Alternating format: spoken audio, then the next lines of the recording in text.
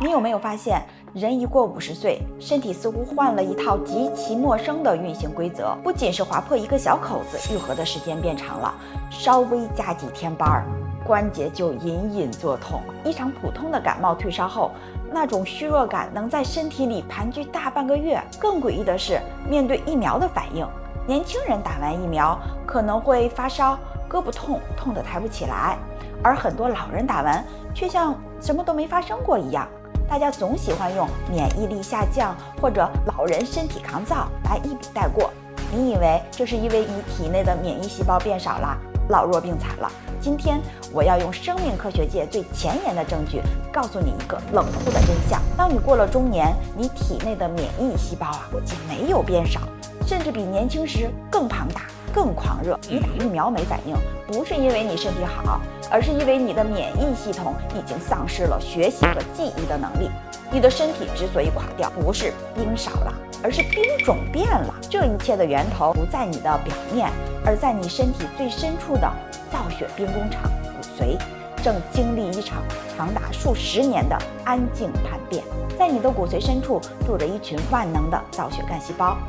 在年轻健康的骨髓里，它们有2条完美的流水线，一条专门生产 T 细胞、B 细胞，它们是特种部队，负责精准识别病毒，形成长期的免疫记忆；另一条叫髓系，专门生产中性粒细胞、巨噬细胞，它们是常规步兵。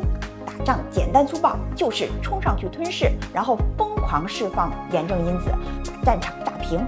但是随着年龄增长，干细胞开始疯狂的偏心，他们越来越不愿意生产精准的特种部队，而是拼命的制造粗暴的随系步兵，医学上就叫随系偏移。这就完美解释了开头的疫苗悖论。打疫苗本质上是一场军事演习，因为随系偏心，你体内缺乏足够的新生特种部队 naive T 细胞去参加演习，记住病毒。没有演习不发烧，但遇到真病毒时自然溃不成军。不仅如此，这些大量过剩的常规步兵还有一个致命的缺陷，他们会在你的血液里无差别的射击，他们持续释放低水平的促炎因子，让你的身体长期处于慢性发炎的火海中。科学界给这个现象起了一个专有名词，叫炎性衰老。你觉得关节痛、伤口愈合得慢、疲惫不堪，根本不是你没休息好，而是这些过剩的步兵在你的体内到处误伤。为什么造血干细胞会偏心？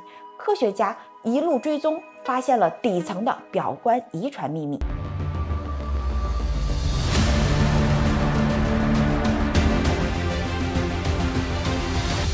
在干细胞不断分裂的过程中，控制基因表达的开关坏了。最典型的就是 DNMT3A 和 TERT2 的基因突变。听不懂没关系啊，这2个基因是掌握 DNA 甲基化的，你只需要记住，它们是你基因组里的红绿灯。红绿灯一失灵，该亮绿灯的淋巴系变成了红灯，该亮灯的红灯变成了绿灯，造血工厂彻底陷入混乱。当这种红绿灯混乱积累到一定程度，医学界这2年最警惕的幽灵就出现了 CHIP， 意义未明的克隆性造血。说人话呢，就是你的骨髓里出现了流氓黑帮。某个带有突变的干细胞发现自己获得了生存优势，开始疯狂的复制排挤正常干细胞，最后你血液里可能有20%的免疫细胞全是这个黑帮老大的克隆小弟。当他们游到血管壁吞噬胆固醇，就会变成泡沫细胞，直接毒死你的血管。所以很多长辈躲过了严重的肺部感染，却在几个月后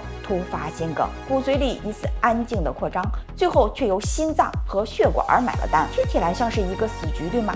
错，流氓黑帮最怕什么？他们最怕你切断他的微环境粮草。只要你把身体的底造炎症降下来，他们就扩张不动。普通人可以立刻启动这套定向降温系统。第一步，看透体检表上的隐藏警报。过了50岁，血常规里的 NL2 必须死死盯住。步兵除以特种部队数字连年升高，说明骨髓已经在偏心了。再查一个 DICRP， 这是底层发炎的雷达，稍微偏离就是在警告你骨髓微环境正在恶化。第2步，把食物变成表观遗传武器。你的餐桌上应该出现发芽的豆类和小麦胚芽，它们富含亚精胺，能手动开启细胞的自噬开关，清理掉衰老杂质，减轻骨髓压力。每天摄入一点菊苣根，把它当成肠道益生菌的顶级口粮，死死封住肠道防线，不让毒素漏入血液，刺激骨髓。把姜黄、蓝莓、黑莓、木瓜组合起来，它们是一台台微型的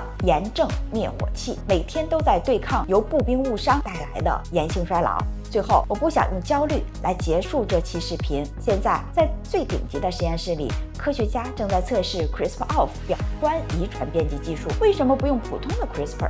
因为普通的 CRISPR 像剪刀，会剪断 DNA 序列，风险极大。而前面我们说过DMT3A 是甲基化，也就是红绿灯的问题。所以 CRISPR-Off 像一瓶神奇的涂改液，它不切开 DNA， 而是直接通过改变甲基化，把骨髓里那些失控的红绿灯重新调准，黑帮老大的开关安全的按灭。虽然它走向临床还需要时间，但它告诉我们一个铁一般的事实：衰老不是一条单行道，而是一段将被我们破解和重写的代码。在这个终极技术到来之前，看懂你的血液指标，用第一性原理吃对你的食物，保护好你的干细胞。很多危险不是突然降临的，它们更像是一场悄无声息的改造。更早的看见风险，就是生命最强的长寿算法。